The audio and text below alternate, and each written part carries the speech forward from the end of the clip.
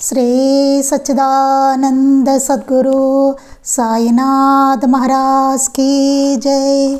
श्री सच्चिदानंद सद्गुरु अलिवेलु मंगम्म सहित भरद्वाज महाराज की जय। श्री सच्चिदानंद सद्गुरु नामपल्ली बाबा महाराज की जय। जय साई मास्टर। ఈ రోజు సత్సంగంలో మనం శ్రీ సాయినాథ ప్రబోధామృతము అనే గ్రంథాన్ని మనం వివరించుకుంటున్నాము. రచన పూజ్యశ్రీ ఆచార్య ఎక్కిరాల భరద్వాజ మాస్టర్ గారు. దీంట్లో సద్గురు వాక్యోపదేశము అనే అధ్యాయాన్ని మనం చదువుకుంటున్నాం. దీంట్లో మనం చెప్పుకుంటుంది ఏంటంటే సూక్తి, బాబా సూక్తి. సద్గురువుకు పగ్గాలు అప్పగించిన తర్వాత చింతకు తావే లేదు అనే దాన్ని మనం చెప్పుకుంటున్నాం. అనే బాబా సూక్తికి మాస్టర్ గారు రాసిన వివరణని చదువుకొని మనం అర్థం చేసుకునే ప్రయత్నం మనం చేస్తున్నాం. క్రితం సత్సంగంలో మనం చెప్పుకున్న దాన్ని మళ్ళీ ఒకసారి నేను టూకీగా చెప్తానండి. అంటే కొద్దిగా కన్ఫ్యూజన్గా ఉందేమో అని అనిపించింది. అందుకని కొంచెం టూకీగా చెప్పుకొని మనకి వాళ్ళు ఎంత అయితే అంత చెప్పుకుందాం. అది కాకుండా శ్రీమతి మేనేజర్ అనుభవాలు అని చెప్పి మాస్టర్ గారు మెన్షన్ చేశారు అక్కడ. అందుకని అది కూడా మనం స్మరించుకోవాల్సిన అవసరం చాలా ఉంది ఇది అర్థం అవ్వాలంటే. అందుకని అది కూడా మనం ఇవాళ చదువుకుందాం. నిన్న మనం ఏం చెప్పుకున్నాం అంటే జీవులకు జీవించడం అంటే ప్రీతి. మనందరికీ జీవించడం ప్రీతి, అన్ని జీవులకి కదా. వాటికి మృత్యు భయం అనేది సహజం. అందరికీ, అన్ని జీవులకి మృత్యు అంటే భయం. మనకు కూడా మృత్యు అంటే భయం. దాన్ని తప్పుకునే యత్నమే జీవ ప్రక్రియలన్నీ. ఈ జీవించడం ప్రక్రియ చేస్తూ ఉంటాం చూసారా, అన్నీ మన అంటే ఉండడం కోసం చేస్తూ ఉంటాం చూసారా, అదంతా ఎందుకు చేస్తామంటే దానిని తప్పుకునే ప్రయత్నమే. ఆ మృత్యు అంటే మనకి భయం, ఆ భయం నుంచి తప్పుకునే ప్రయత్నమేనట ఈ జీవ ప్రక్రియలన్నీ మొత్తం. మనకి మృత్యు అనేది ఏమిటో ఎలా ఉంటుందో తెలియదు కనుక భయం. మనకి మృత్యు అంటే ఎందుకు భయం? అది ఏంటో తెలియదు, ఎలా ఉంటుందో తెలియదు, అందుకని భయం మనకి కదండి. ఇప్పుడు మనకి ఇప్పుడు ఏమైంది, కొన్ని గ్రంథాలు ఇవన్నీ చదువుకున్న తర్వాత మనకు ఒకటి అనిపిస్తుంది, ఆహా నేను ముందు ఏమనిపిస్తుంది, నేను అంటే ఇది నా శరీరం అని అనిపిస్తూ ఉంటుంది ముందు. ఆ నేను అనేదాన్ని చెప్పుకున్నాం మనం. పుట్టినప్పుడు నేనా, తర్వాత మా బాల్యంలో అప్పుడు నేనా, లేకపోతే యుక్త వయసులో ఉన్నప్పుడు నేనా, వృద్ధాప్యంలో నేనా, ఇవన్నీ చూసుకుంటే శరీరం మాత్రం మారుతూ ఉంటుంది, లోపల చైతన్యం మాత్రం ఒకటే ఉంటుంది. ఏదైనా నేనని అంటూ ఉంటాను కదా చూపించి, ఇది నేను అంట. ఏది నేను? చిన్నప్పుడు నేనా, యుక్త వయసులో నేనా, లేకపోతే మధ్య వయసులో నేనా, లేకపోతే వృద్ధాప్యంలో నేను అనుకునే నేనా? ఏది నేను? కానీ నేననే అంటున్నాం కదా అన్నింటినీ చూపించి. అంటే శరీరం మాత్రం మారుతూ ఉంటుంది. కాలక్రమేణా కాలానుగుణంగా మన శరీరం మారుతూ ఉంటుంది. కానీ లోపల నేను, అసలైన నేను, నిజమైన నేను అనేది ఒక చైతన్యం ఉంటుంది చూసారా, అది నేనంటే. అది మాత్రం ఎప్పుడు మారదు, అది స్థిరంగా ఉండేదన్నమాట. ఆ నేను అనేది తెలుసుకున్నప్పటికీ ఓకే, మనకి ఇప్పుడు అర్థమైంది అనుకోండి. ఆ నేను ఓకే, ఇది నేను కాదు, లోపల నేను అనుకుంటూ ఉన్నాం అనుకోండి. ఆ నిజమైన నేనంటే ఏదైతే చైతన్యం ఉన్నదో అంతటా అదే నేను, ఇట్లా అనుకుంటూ ఉన్నాం, బాగుంది. నేను అనేది తెలుసుకున్నప్పటికీ ఆ చైతన్యం తత్వం ఎట్టిదో తెలియదు కనుక నేను అనేది మనకు పోనీ ఓకే చదువుకున్నాం, చదువుకోవడం అనుభవం లేదు కానీ చదువుకోవడం ద్వారా మనకు అర్థమైంది అనుకోండి. తర్వాత ఏమవుతుంది, ఆ చైతన్యం యొక్క తత్వం ఏమిటో మనకు తెలియదు. ఇప్పుడు అంతే కదా, నేనేమిటండి అంటే నేను ఈ చదువుకున్న దాన్ని బట్టి నేను చెప్పేస్తాను. నేనంటే అదండి శరీరం నేను కాదు, ఇది ఏదన్నా ఏదో చెప్తాను నేను కదా, స్టోరీ ఏదో చెప్పుకుంటూ వస్తాను. ఏదండి నేను అనేది అని అడిగితే, కానీ దాని తత్వం ఏమిటో మనకు తెలియదు కదా. అలా ఎలా ఉంటుందో మనకు తెలియదు, ఎందుకంటే అనుభవం లేదు మనకి. ఇది చదువుకునేదే తప్ప మనకి ఎక్కడ అనుభవం లేదు మనకి. అట్టి అనుభవాన్ని పొందిన వాళ్ళు వారు మహాత్ములు అన్నమాట. వారు ఆ చైతన్య తత్వం ఎట్టిదో తెలియదు కనుక జీవులకు మృత్యు ఏమిటో తెలియనట్లే. ఆ చైతన్యం యొక్క తత్వం తెలియనప్పుడు ఏమవుతుంది మనకి, అందుకే మృత్యు అంటే కూడా మనకు తెలియదు. ఎందుకు తెలియదంటే ఆ చైతన్యం యొక్క తత్వం తెలియకపోవడం వల్ల మృత్యు అంటే ఏంటో కూడా తెలియదు. అలాగే జీవం అంటే కూడా తెలియదు. అసలు జీవించడం అన్నా జీవం అన్నా తెలియదు, రెండూ తెలియదు మనకి. రెండిటిది అసలు జీవించడం కూడా మనకు తెలియదు, జీవము తెలియదు మనకి, మృత్యువు తెలియదు. ఎందుకంటే ఆ చైతన్య తత్వం ఏమిటో మనకు తెలియదు కాబట్టి. అందుకే ఏమవుతుంది, అందుకే మనిషికి జీవితం అన్న భయమే. జీవితం అన్నా మనకు భయమే కదండి. అందుకే కదా ఏదైనా చిన్న కష్టం వచ్చిందంటే భయపడతాం. అంతవరకు అక్కర్లా, ఎదురుకుండా ఏమైనా పాము ఏదో వచ్చిందంటే భయపడతాం, లేకపోతే ఫాస్ట్గా లారీ వస్తుందంటే భయపడతాం కదా. అంటే మన జీవితంలో ఏదో దాన్ని భయపడుతూనే ఉంటాం. మనం జీవించడం అన్నా భయమే. ఒక కష్టం వచ్చిందంటే భయం వేస్తుంది మనకి. తర్వాత ఎలాగా, భవిష్యత్తు ఏంటి, ఈ కష్టం ఎలా తీరుతుంది, అన్నీ భయాలే మనకి. ఆ భయం మనకి నిత్యం అట్లా భయంతో ఉంటూ ఉంటాం. దాన్ని తప్పుకోవడానికే రకరకాలుగా మనం చేస్తూ ఉంటాం పనులు. దాన్ని తప్పుకోవడానికే, ఆ జీవించడం అన్న దాని నుంచి తప్పుకోవడానికి, ఆ మృత్యు భయం నుంచి తప్పుకోవడానికి మనం చేసే ఈ ప్రక్రియలన్నీ కూడా అవే. అంటే నిజంగా జీవించడం అంటే ఏంటో కూడా మనకు తెలియదు. అది కూడా భయమే మనకి. జీవితం అన్నా మనిషికి భయమే కదా. అందుకని ఏం చేస్తాం, ఏదైనా కష్టం వస్తే ఏం చేస్తాం, ఆ భయం నుంచి తప్పుకోవాలి. ఎట్లా అంటే భగవంతుడు అంటాం. అప్పుడు ఆయన కాళ్ళు అట్టుకుంటాం. ఒకళ్ళని అడిగితే అమ్మవారు అంటారు, ఒకళ్ళని అయితే శివుడు అండి అంటారు, ఇంకోళ్ళు బాబా అంటారు. ఇప్పుడు నేను ఏదో బాబా మాస్టర్ గారు అండి అంటాను. ఏదో అట్లా మహనీయులు చెప్తాం కదా.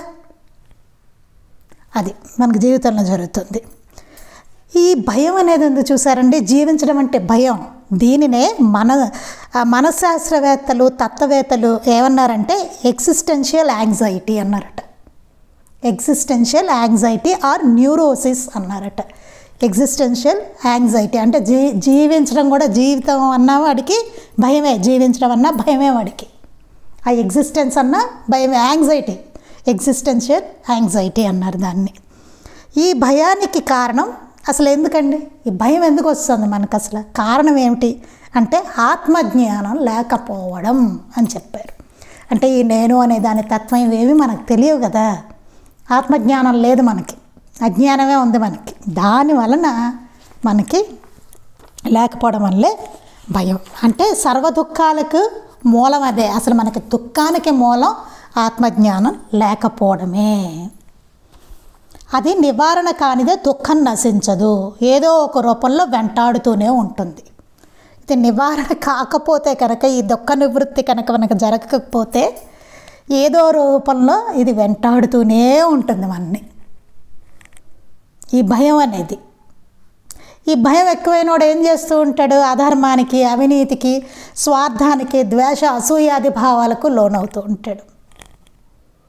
అంటే ఎన్ని అడ్డదారులైనా తొక్కుతాడు. ఎందుకంటే భయం నుంచి బయటపడడం కోసం. వాడికి ఏమనిపిస్తుంది, ఓహో నాకు డబ్బు లేదు కాబట్టి నాకు భయంగా ఉంది, నాకు కష్టంగా ఉంది, డబ్బు ఉంటే నేను బాగుంటాను అనుకుంటాడు. ఆ డబ్బు ఎలా వస్తుంది అని ఆలోచిస్తాడు. వాడి వల్ల కాదు. అప్పుడు ఏం చేస్తాడు, నేను అధర్మంగా సంపాదించవచ్చా, అవినీతిగా ఈ భయం వల్ల వాడికి తప్పు అన్నది కూడా వాడికి ఇంకా అది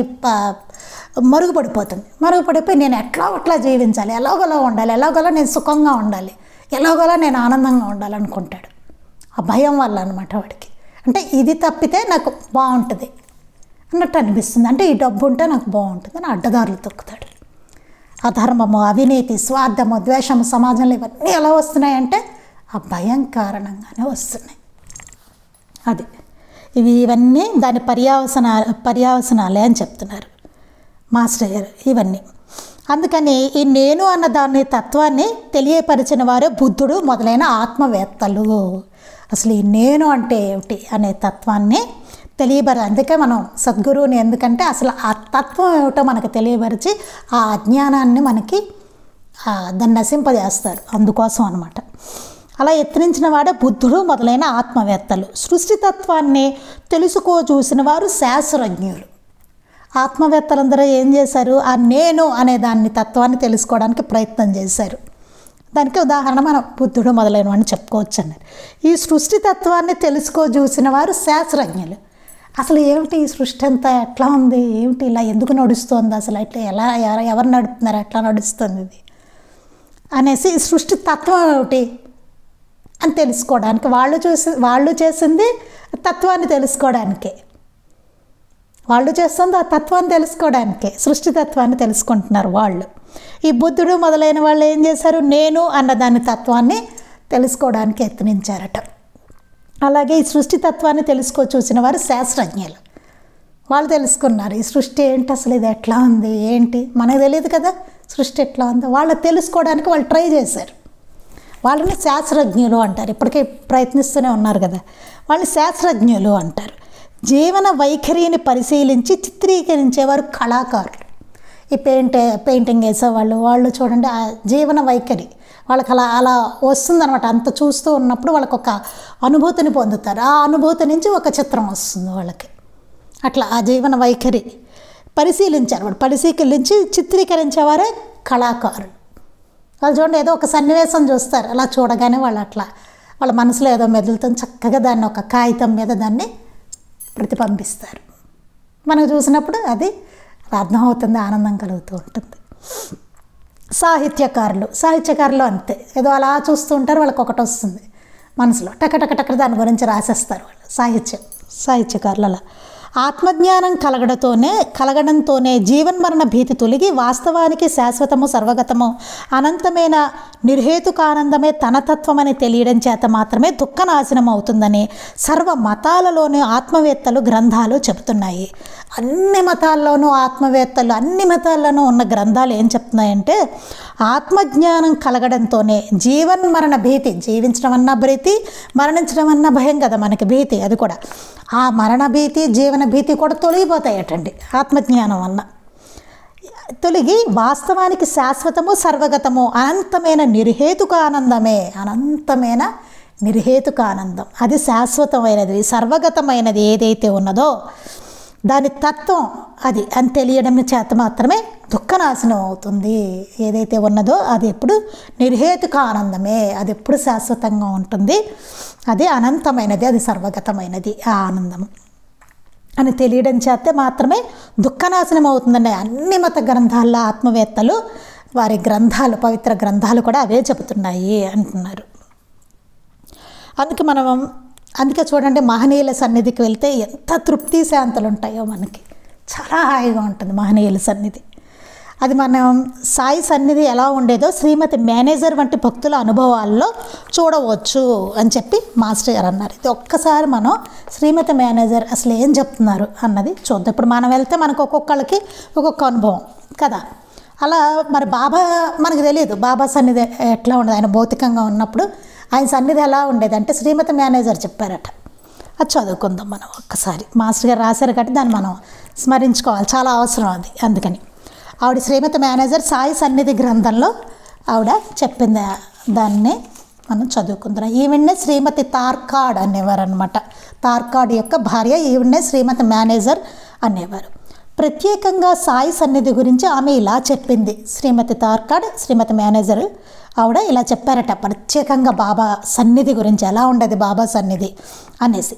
అక్కడికి అంటే వారి సన్నిధికి వెళ్ళగానే మనకెట్టి ప్రమాదము రాజాలదన్న స్థైర్యము అనుభవం అయ్యేది. బాబా సన్నిధికి అట్లా వెళ్ళగానే ఏమనిపించేట, మనకెట్టి ప్రమాదం రాదు అనేటువంటి స్థైర్యం అనుభవం అయ్యేదట.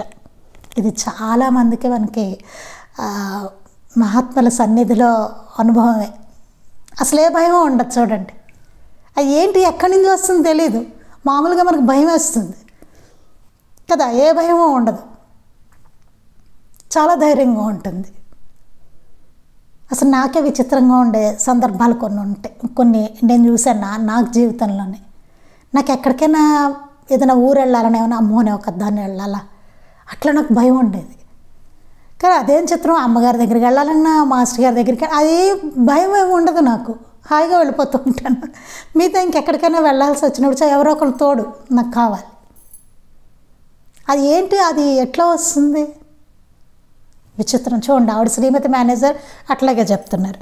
అక్కడికి వెళ్ళగానే అసలు వెనక ఎట్టి ప్రమాదము రాజాలదన్న స్థైర్య అనుభవం అయ్యేదట బాబా సన్నిధిలో. ఆవిడకి ఇక్కడ ఉంటే నాకు ఏ ప్రమాదం రాదు, నేను హాయిగా ఉంటున్నాను అనిపించేట ఆవిడకి. నేను వెళ్ళి వారి చెంతన కూర్చోగానే నా బాధలను గుర్తు లేకుండా పోయేవి. ఇది కూడా అనుభవమే. ఎంత కష్టాల్లో ఉన్నా, ఎంత ఏడ్చుకుంటూ వారి సన్నిధికి వెళ్ళినా సరే మొత్తం మర్చిపోతాం, ఏమీ గుర్తు ఉండదు కదా. అట్లా ఆవిడ చెప్తున్నారు, నేను వాడి చెంతను బాబా సన్నిధికి వెళ్ళి కూర్చోగానే ఆ బాధలను గుర్తు లేకుండా పోయేట. ఇంట్లో ఎన్నో బాధలు ఉంటాయి కదండి, ఆరోగ్య సమస్యలు ఉండొచ్చు, ఇంట్లో ఏదో ఫైనాన్షియల్ ఉండొచ్చు, ఇంకోటి ఏవో ఉంటాయి కదా. మనిషి అన్నాక బాధలు లేకుండా ఉంటాయా, కష్టాలు లేకుండా ఉంటాయి, అవన్నీ గుర్తుండవు గట్ట బాబా సన్నిధిలో కూర్చుంటే. ఈ శరీరము ప్రాపంచికమైన బాధ్యతలు, చింతలు వీటిలో ఏమీ గుర్తొచ్చేవి కాదు. ఆవిడ కదా శరీరము, ప్రాపంచికమైన బాధ్యతలు కానీ, చింతలు కానీ ఏమీ ఆవిడకి గుర్తొచ్చేది కాదట. ఏ చింత ఉండేది కాదట ఆయన సన్నిధిలో. మనకి ఎన్ని బాధ్యతలు అండి, ఇంట్లో ఇది అదే అది అనుకుంటే ఆవిడ కూర్చునేసరికి ఏం గుర్తొచ్చేది కాదట. అట్లా ఉండేట. గంటలు గడుస్తున్న అచ్చట ఆనంద పారవస్యంలో వాటి గమనమే తెలిసేది కాదు. గంటలు గడిచిపోతున్నా సరే ఆ ఆనందంలో ఆ గంటలు గడుస్తున్నట్టు కూడా ఆవిడకి తెలిసేది కాదట. అంత పారవస్యంతో, అంత ఆనందత, నిర్హేతుకమైన ఆనందం అంటూ చెప్పుకున్నాం చూసారు ఇందాక. అట్లాంటి ఆనందం ఆయన సన్నిధిలో ఉండేదట. ఎందుకని? ఆ ఆనందమే ఆయన కనుక. సత్ చిత్ ఆనందం, నిరంతరమైన ఆనందం, ఎప్పుడూ ఉండేది ఏదైతే ఆనందమో అదే ఆయన కాబట్టి. అందుకని అసలు ఆ గంటల గమనమే తెలిసేది కాదట ఆవిడికి. నిజమైన భక్తులు ఎందరో ఆయన వద్ద పొందే అద్వితీయమైన అనుభవం అదే. నిజమైన భక్తులు అందరూ ఆయన దగ్గర పొందే అద్వితీయమైన అనుభవం అదేట, ఆనందం. అది అసలు ఏం టైం తెలియదు, ఇంకా పారవస్యం. అలా మునిగిపోయేవారు, అన్నీ మర్చిపోయేవారు, చింతలన్నీ, బాధ్యతలు, శరీరం అన్నీ మర్చిపోయి అలా కళ్ళప్పకి చూస్తూ ఉండేవారు టైంని, ఆనందంలో మునిగిపోతూ. ఆయనయే మాకు సర్వస్వం, ఆయనే మాకు సర్వస్వం అని చెప్తున్నారు. తాము దేహానికి పరిమితులన్న భావం ఆయనలో ఊహకైనా ఉండేది కాదు. బాబాలో ఎప్పుడు ఈ దేహానికే నేను పరిమితున్నా అన్న భావన ఆయనకి ఎక్కడ మచ్చుక్కు కూడా, ఊహలో కూడా ఆయనకి లేట. అంటే సర్వగతమైన చైతన్యమే ఆయన సాయినాథుల వారంటే. ఆయన సమాధి చెందాక నేను కోల్పోయిన వారి సన్నిధి ఎంత విలువైనదో ఇప్పుడు నాకు అర్థమవుతుంది. ఈవిడి స్థాయి ఇప్పుడు ఆయన దగ్గర ఉన్నప్పుడు అట్లా ఉండేది. ఈవిడి స్థాయి చూడండి, ఆయన సమాధి చెందిన తర్వాత నేను కోల్పోయిన వారి సన్నిధి ఎంత విలువైనదో ఇప్పుడు నాకు అర్థమవుతుందని చెప్పారు ఆవిడ. ఆయన దగ్గర ఉన్నప్పుడు ఆవిడకి అలా ఉండేట. ఆయన సమాధి చెందిన తర్వాత అదంతా ఆవిడ గుర్తెచ్చుకుని, ఆహా ఎంత బాగుండేది ఆయన దగ్గర అని అనిపించింది. అది ఎంత విలువైనది అని చెప్పి ఆవిడకి అనిపించిందట. ఇక వారి సన్నిధిలో ఆ దేహము, ప్రపంచాలను మరిపించగల ఆనందము ఇప్పుడు లభించదు కదా అంటుంది ఆవిడ. వారి దేహంతో ఉన్నప్పుడు అప్పుడు ఆ సన్నిధి కానీ, వారి దగ్గర కూర్చున్నప్పుడు ఉన్న ఈ ప్రపంచాలను అంతటినీ మరిపించగల ఆనందం ఉంది చూసారా, అది ఇప్పుడు నాకు లేదు కదా అంటున్నారు ఆవిడ. అంటే ఆయన దగ్గర అలా ఉండేదట వాళ్ళకి. సాక్షాత్తు మా ప్రాణాలే పోయినట్లయింది. చూడండి, ఆయన లేకపోయేసరికి బాబాయ్ మా ప్రాణాలే పోయాయి అంటున్నారు వాళ్ళు. అంటే ఎందుకు పడిగేపులు పడి వీళ్ళందరూ కూర్చున్నారు? ఆ ఆనందం, ఆయన దగ్గర ఆ సన్నిధి, ఆ పారవస్యం, ఆయన నుంచి ఆ వర్షిస్తున్న ఆ ప్రేమ, కరుణ, అవన్నమాట. మాకు మా దేహాలు మాత్రమే మిగిలాయి. మాకేదో మా ప్రాణమే పోయి ఏదో దేహం, శరీరం ఒకటే ఉన్నట్టుగా ఉంది అని చెప్పారు. అంటే మా ప్రాణం రూపంలో ఉన్నది ఆయనే, అంతే కదండి. ఆ ప్రాణమే ఆయన కదా, లోపల ఉన్న నేను ఆయనే, అంతా ఆడిస్తున్నది లోపల ఆయనే కదా.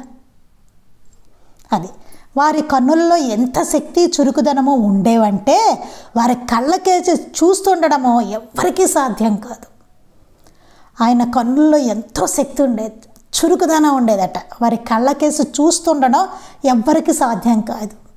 ఎక్కువసేపు ఆయన కళ్ళల్లోకి చూడలే ఉంటాయి, సాధ్యంగా అట్ట చూడడం. అణువణువున నకసిక పర్యంతము ఆయన మన గురించిన వాస్తవాలన్నీ ప్రత్యక్షంగా చదువుతున్నట్లు అనిపించేది. ఎందుకు చూడలేకపోయారట, ఆయన వంకెట్టు చూస్తూ ఉంటేట అణువణువున అట్లా గుచ్చుతున్నట్టు మన గురించి వాస్తవాలు ఉంటాయి చూసారు, నిజాలు మన గురించి ఉన్నవన్నీ ఆయన ఇట్లా చదువుతున్నట్టు ప్రత్యక్షంగా అనిపించేదట. మనం కొద్దిసేపట్లో కళ్ళు దించుకుని వినమ్రులు అవ్వవలసిందే. వెంటనే కొద్దిసేపట్లోనే ఆయన కళ్ళల్లో ఇట్లా చూడగానే కొద్దిసేపట్లోనే మనం ఇలా తలదించేసుకునేవాళ్ళట జనాలు, భక్తులందరూ. ఎక్కువసేపు చూడలేకపోయారట ఆయన కళ్ళల్లోకి. ఏంటంటే మన ఇట్లా చదివేస్తున్నట్టు ఉండేట ఆయన వంక చూస్తూ ఉంటే. అలా ఎంచుకుని కళ్ళు దించుకుని వినమ్రులే ఉండవలసిందేట. ఆయన మన హృదయంలోనే కాక మన దేహంలోని ప్రతి అణువులోనూ ఉన్నారని తెలిసేది. బా చూడండి, ఆయన సన్నిధిలో ఆయన చూస్తుంటే ఎట్లా అనిపించేదట, ఆయన మన హృదయంలోనే కాదు మన దేహంలోని ప్రతి అణువులోనూ ఆయన ఉన్నారని తెలిసేదట. నిజంగా అనుభవం అయితేనండి అసలు మనం ఏమైనా తప్పు చేయగలమండి? నా లోపలంతటా ఆయనే ఉన్నారు అని అనిపించినప్పుడు ఆ అనుభవాన్ని పొందితే చిన్న తప్పు కూడా చేయలేం. కానీ మన కర్మ ఏంటంటే ఏమైనా ఒకవేళ పొందినా అంటే లేదు మనకి, కానీ ఒకవేళ పొందినా నిలుపుకునేటువంటి సామర్థ్యం మనకి లేదు. అది వచ్చిన ప్రాబ్లం. తాత్కాలికంగా ఉంటాయి మనకి, అంటే మన బోటి వాళ్ళకి. అందుకే అట్లాంటి మనకెవరు ఆవిడకి ఇచ్చారు అదృష్టవంతురాలు. ఆయన మన హృదయంలోనే కాక మన దేహంలోని ప్రతి అణువులోనూ ఉన్నారని తెలిసేట. వారు మాట్లాడిన కొద్ది మాటలతోనో లేక ఒక్క భంగిమతోనో వారికి మన భూత భవిష్యత్ వర్తమానాలే కాక సర్వము తెలుసునని స్పష్టమయ్యేది. వారు మాట్లాడిన కొద్ది మాటలతోనో లేదా ఒక భంగిమ చేసేవారట, అంతే. కొద్ది మాటలే మాట్లాడేవారట, లేకపోతే ఒక భంగిమ చేసేవారట. చేస్తే మన భూత భవిష్యత్ వర్తమానాలు అన్నీ ఆయనకి తెలుసు అనిపించేట. జరిగిపోయినది, జరుగుతున్నది, జరగబోయేది అంతా ఆయనకి తెలుసు. బాబోయ్ ఈయన సర్వజ్ఞుడు అని చెప్పేసి ఆయనకి సర్వం తెలుసు అనేసి స్పష్టమైపోయేదట. సంపూర్ణమైన విశ్వాసంతో వారికి ఆత్మసమర్పణ చేసుకోవడం తప్ప చేయదగినది వేరేమీ తోచేది కాదు. అప్పుడు సంపూర్ణమైన విశ్వాసంతో, పూర్తి విశ్వాసంతో ఆయనకి ఇంకా ఆత్మసమర్పణం చేసుకోవడం, అది తప్ప ఇంకా వేరే ఏమీ ఇంకా చేసేది ఏమీ లేదన్న విషయం వాళ్ళకి తోచేది. అలా చేస్తే ప్రతి చిన్న విషయంలోనూ క్లిష్ట పరిస్థితుల్లోనూ మన సంగతి అంతా ఆయనే చూసుకుంటారు. ఎప్పుడైతే అలా మన ఆత్మసమర్పణ చేసుకుంటామో అప్పుడు ప్రతి చిన్న విషయంలోనూ ఎటువంటి క్లిష్ట పరిస్థితిలోనైనా సరే మన సంగతి అంతా ఆయనే చూసుకుంటారట. ఆయన దైవం అనండి, సహజస్థితి పొందిన సత్పురుషుడు అనండి, లేక మరేదైనా అనండి, ఆయన సర్వాంతర్యామి. మీరు ఆయన ఏదైనా అనుకోండి, దైవం అనుకోండి, లేకపోతే మంచి సహజమైన స్థితి ఏదైతే ఉన్నదో దాన్ని పొందిన సత్పురుషుడు అనుకోండి, ఇంకేదైనా మీ ఇష్టం, మీరు ఆయన ఏదైనా అనుకోండి. కానీ ఆయన సర్వాంతర్యామి అంటే అంతటా నిండి ఉన్నారు. ఆయన లేని చోటే లేదు అంటే ఏం గుర్తొస్తుంది మనకి? సాయి సన్నిధిలో మాస్టర్ గారు ఇట్లు మీరున్న చోటు అని రాసింది గుర్తొస్తుంది మనకి. నాకైతే అదే గుర్తొచ్చింది, ఎంత పెద్ద పెద్ద అక్షరాలతో. మాస్టర్ గారు కూడా అంతే, సర్వాంతర్యామి, ఆయన లేని చోటే లేదు. ఇట్లాంటి అనుభవాలే ఇంచుమించుగా అక్కడ చాలామంది భక్తులు మాస్టర్ గారి దగ్గర పొందారు, అదృష్టవంతులు.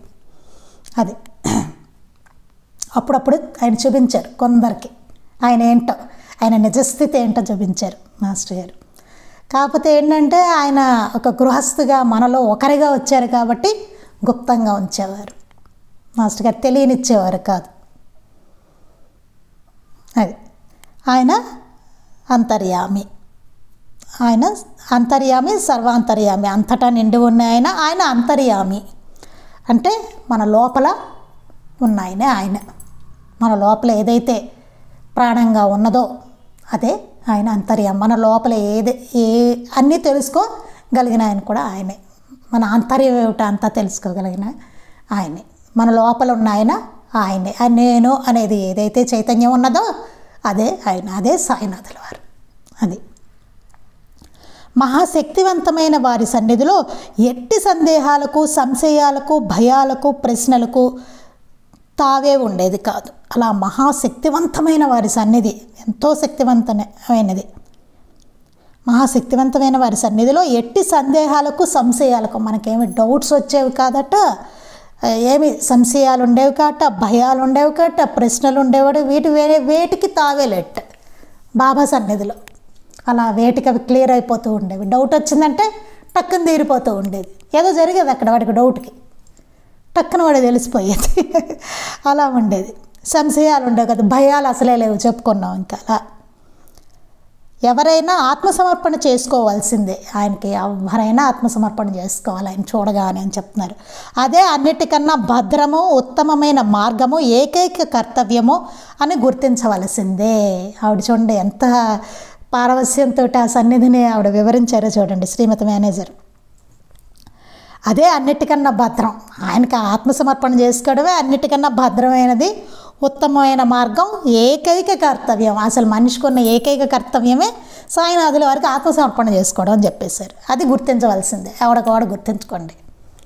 అని చెప్పి సాక్షాత్తు సాయి సన్నిధిని అనుభవించి ఈ అనుభవాన్ని పొందిన శ్రీమతి మేనేజర్ అంటే శ్రీమతి తార్కాండ్ ఆవిడ దీన్ని చెప్పారనమాట. ఇది మాస్టర్ గారు మనల్ని ఒక్కసారి తీసి చదువుకోండి అమ్మా అని చెప్పారు, అప్పుడు అర్థమవుతుంది మీకు అని చెప్తున్నారు మాస్టర్ గారు ఇక్కడ. ఇది చదువుకున్నాం, ఇప్పుడు మనం చూద్దామండి. అందుకని సాయి సన్నిధి ఎలా ఉండేదో ఆవిడ ఇట్లా చెప్పారని మాస్టర్ గారు ఇక్కడ చెప్పారు మనకి.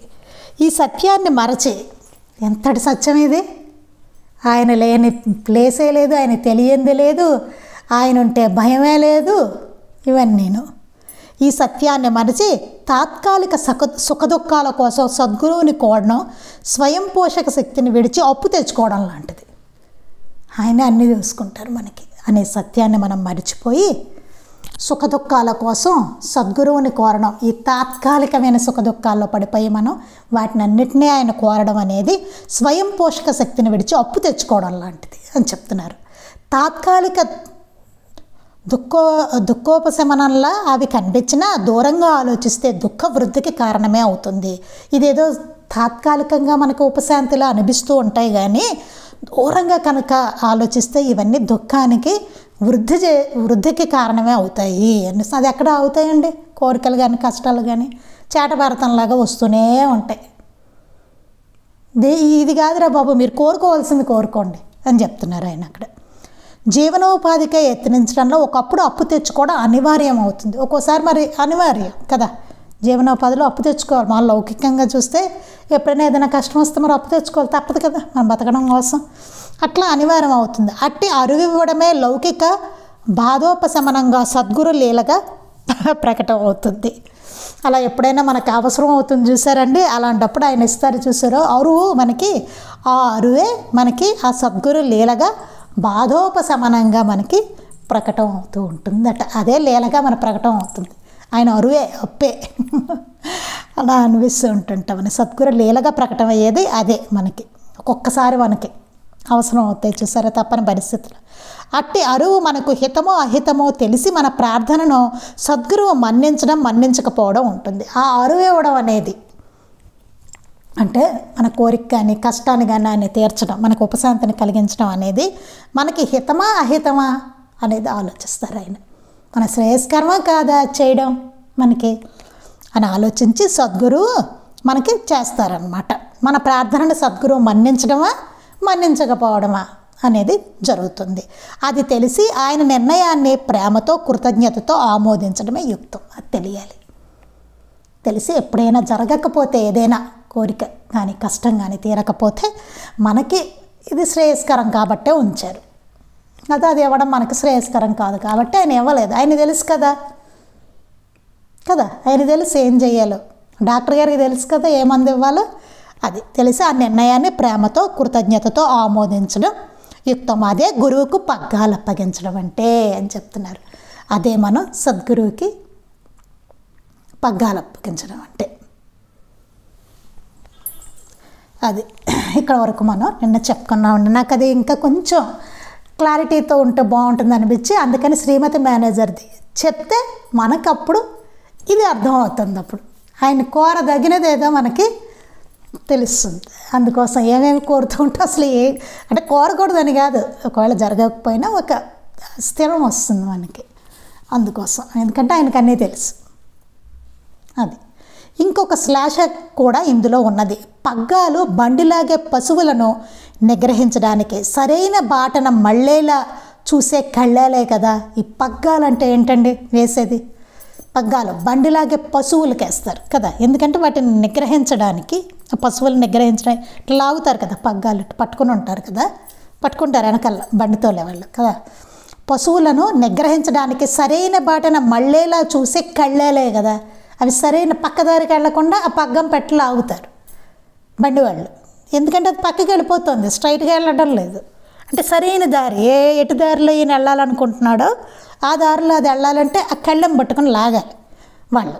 అందుకని సరైన బాటలో మళ్ళేలా చూసే కళ్ళేలేవి కదా అని చెప్తున్నారు. గురువు యొక్క ఆజ్ఞపై పూర్ణ విశ్వాసము, ఆయన బోధనను మననం చేయడం వలన కలిగిన మనోనిశ్చయముల సహాయంతో సామాన్యంగా మనలను కార్యోన్ముఖులను చేసే అల్పమైన మనోభావాలను, వ్యామోహాలను గ్రహించి ఇంద్రియాలను, దేహాన్ని ధర్మ మార్గాన నడిపించడమే గురువుకు పగ్గాలు అప్పగించడం అంటే. ఏమవుతుంది? ఆయన బోధనను మననం చేయడం వలన కలిగిన మనోనిశ్చయం సహాయంతో ఆయన బోధనలు మననం చేసుకుంటూ ఆయన మార్గంలో మనం నడవాలి అని మనోనిశ్చయం పెట్టుకుని, సామాన్యంగా మనను కార్యోన్ముఖులను చేసే అల్పమైన మనోభావాలను, మనకొస్తే చాలా అల్పమైన మనోభావాలు వస్తుంటాయి, వ్యామోహాలు వస్తాయి, వాటిని అన్నిటినీ నిగ్రహించాలి. ఇంద్రియాలను, దేహాన్ని ధర్మ మార్గాన నడిపించడమే గురువుకు పగ్గాలు అప్పగించడం అంటే. మన ఇంద్రియాలని, ఈ దేహాన్ని ధర్మానికి ఉపయోగిస్తూ ఆ మార్గంలో మనం నడవడం అంటే బాబా చెప్పిన మార్గంలో నడవడమే. అదే గురువుకి పగ్గాలు అప్పగించడం అంటే అని చెప్తున్నారు మాస్టర్ గారు. ఇంకా మనకి అర్థం అవడం కోసం ఆయనకి పగ్గాలు అప్పగించడం అంటే ధర్మ మార్గంలో నడవడం. బాబా చెప్పినట్టుగా మిగతా వాటిని అన్నిటినీ నిగ్రహించుకొని ఆ మార్గంలో ఆయన బోధన తీసుకుంటే అప్పుడు అన్నమాట మనకి కళ్ళల్లాగా ఉపయోగపడుతుంది, పక్కదారిని వెళ్ళకుండా మనకి. ఈ విషయాన్ని గుర్తించారు కనుకనే శ్రీ సాయి కూడా తన సాటి సాధకులతో తను మన ధనాలను గురువుకు అర్పించి కర్తవ్యాన్ని నిర్వహించడం ఒక్కటే భగవత్ప్రాప్తికి సాధనమని చెప్పి అలానే చేసి కృతార్థులైనట్లు వారి చరిత్ర రుజువు. మనం లీలామృతంలో చూస్తాం. ఈ సత్యాన్ని ఆయన గుర్తించారు కనుక వీళ్ళు బయలుదేరుతారు కదండి, నలుగురు చర్చించుకుంటూ అక్కడ అడవిలో. అప్పుడు ఏం చెప్తారు బాబా? తను మన ధనాలను గురువుకు అర్పించి కర్తవ్యాన్ని నిర్వహించడం ఒక్కటే మార్గం, అదే భగవత్ప్రాప్తికి సాధనం అని చెప్పారు ఆయన. అది చెప్పారు. అట్లానే చేసి కృతార్థులయ్యారని వారి చరిత్ర చూస్తే మనకు తెలుస్తుంది అంటున్నారు. ఇది గుర్తించక కోరికలు అనంతముగా కోరడం ద్వారా భయాన్ని దూరం చేసి కోరికలను పరిపూర్ణం చేసుకోవచ్చన్న భ్రాంతి ఎలా నిష్ఫలమో అవాంఛనీయమో తెలుపడం కోసమే మన పెద్దలు దేవతల నుండి రాక్షసుల వరాలను పొందిన కథలను పొందుపరిచారు. చాలా బాగుంది చూడండి. ఇది ఈ కోరికలు అనంతంగా కోరడం ద్వారా భయాన్ని దూరం మనం చేసి కోరికలను పరిపూర్ణం చేసుకోవచ్చన్న భ్రాంతి, ఆ భ్రాంతి మనకి కోరికలు పరిపూర్ణం అయిపోతాయి.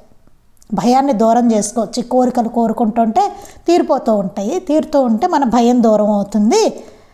అదొక భ్రాంతి అన్నమాట. ఆ భ్రాంతి నిష్ఫలమో అవాంఛనీయమో తెలపడానికే మన పెద్దలు దేవతల నుండి రాక్షసుల వరాలు పొందిన కథలను చెప్పారు. దేవతల నుండి రాక్షసుల వరాలు పొందారు, చాలా వరాలు పొందారు రాక్షసులు. ఎంత తపస్సు చేశారండి వాళ్ళు, ఇచ్చేశారు, వరం పొందారు. కానీ ఏమైంది? రాక్షసులు చివరికి పోయారు కదా. ఉన్నారా? పోనీ ఆ వరాలు పొంది ఉన్నారా వాళ్ళు? అది అట్టివి పొందగలిగిన వారే లోకకంటకులైన రాక్షసులు కాగలిగారు. మరి వాళ్ళు పొందారు కదా, పొందారు, కోరికలు కోరారు, ఆ వరాలు పొందారు దేవతల నుంచి, పొంది కూడా వాళ్ళు లోకకంటకులు అయ్యారు. ఏం విచిత్రం అండి! దేవతలు అనుగ్రహించారు, వాడు కోరుకున్నది వచ్చింది, కానీ ఏమైంది? లోకకంటకులు అయ్యారట. అసలు ఎంత విచిత్రం ఉంది చూడండి ఒకసారి ఆలోచిస్తే. అట్టి మోహంతో భగవత్ సేవకు ఉపక్రమించడం, అట్టి మోహంతో, అలాంటి మోహంతో అన్నమాట. నాకు ఇది కావాలి, అది కావాలి, ఎట్లా అయిపోవాలి, నేను రాజుని అయిపోవాలి, లేకపోతే నేను నెత్తి మీద ఎవడి నెత్తి మీద నా చేయి పడితే భస్మాసురుడు కోరాడు కదా, భస్మం అయిపోవాలి. ఆ కోరికలు చూడండి ఎట్లాంటివి. రావణాసుడేమో వాడు అసలు చావు లేకుండా వాడెట్ట కోరాడు చూడండి. ఇవన్నీ హిరణ్యకశిపుడు, ఇట్లాంటి వరాలు చూడండి వాళ్ళు ఇచ్చేశారు. కానీ లోకకంటకులు అయిపోయారు వాళ్ళందరూ ఆ వరాలు పొంది. ఆయన వరం ఇస్తే ఎట్లా ఉండాలండి, ఎంత బాగా ఉపయోగించుకోవాలి అంటే భగవంతుడు అనుగ్రహించినా దాన్ని నిలబెట్టుకునే సామర్థ్యం ఉండాలి. లేకపోతే ఇంకోలా రాక్షసులాగా తయారవుతారు కదా. ఇప్పుడు నాకు ఎవరో వచ్చి ఒక శక్తి అనుగ్రహించారు, దాన్ని ఎలా వాడచ్చు, ఎట్లా వాడచ్చు కదా, చూసుకోవాలి. ఒక కత్తి ఉందండి, కత్తిని ఎలా వాడచ్చు? 2 రకాలుగాను వాడచ్చు. మంచికి చెడుకి. హాయిగా కూరలు కట్ చేసుకుని వంట చేసుకోవచ్చు, అవునా? ఇదే డాక్టర్ చేతిలో ఉందనుకోండి, ఆయన ఏం చేస్తాడు? సర్జరీలు చేసి మనిషికి ప్రాణం పోస్తాడు. ఆయన ఒక వైద్యుడి దగ్గర ఉంటే అలా చక్కగా ఉపయోగపడుతుంది. ఇంకోటి ఏంటి ఎట్లా ఉపయోగిస్తారో తెలుసు కదా దాన్ని. అది ఎట్లాగైనా మంచి చెడు దేన్నైనా ఇప్పుడు టెక్నాలజీ కూడా అట్లాగే అవుతుంది. ఇటు మంచిగా ఎడుతుంది, చెడుగా ఎడుతుంది.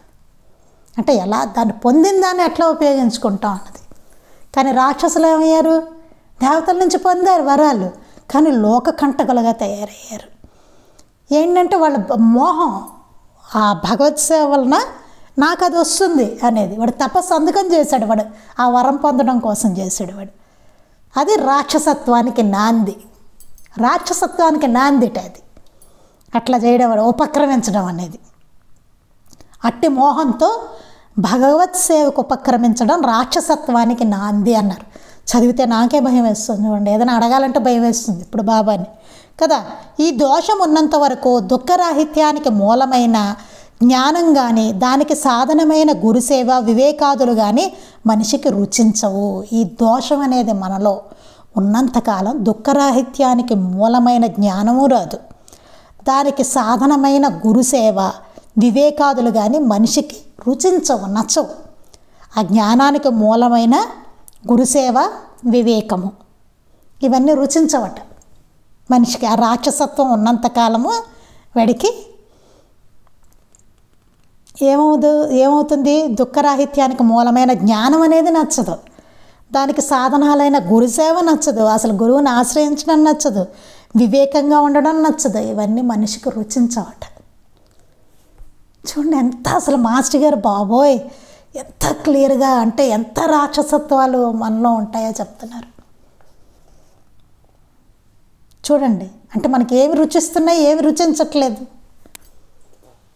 అంటే ఇంకా మనలో రాక్షసత్వం చాలా ఉందని చెప్తారు. ఇంకా ఏమిటి చాలా ఉంది మనలో, పెద్ద తేడా లేకుండా మనం బతుకుతున్నాం అని చెప్తున్నారు. చాలా జాగ్రత్తగా ఉండాలి ఇవన్నీ. ఇది చూడండి ఇక్కడ చిన్నట్టు పెట్టారు. మనకు అనిపిస్తూ ఉంటుంది కదండి, చేసుకుందాం రోజు సత్సంగం పారాయణ చేసుకుందాం, 1 గంట కూర్చుందాం అనిపిస్తుంది. తర్వాత ఎలా ఉన్నా సరే కదా, నాకు అనిపిస్తూ ఉంటుంది అలాగా కదా. అందుకని ఒకవేళ ఎప్పుడైనా తాత్కాలికంగా హృదయంలో గురుభక్తి ఉదయించినా అట్టి వారికి మననం లోపించడం చేత ఆ దోషం మరలా హృదయాన్ని ఆక్రమించి గురువు పట్ల అవిశ్వాసము అశ్రద్ధల రూపంలో మనిషిని పతనం చేస్తుంది. ఇది మన బోటి వాళ్ళు అనమాట అండి.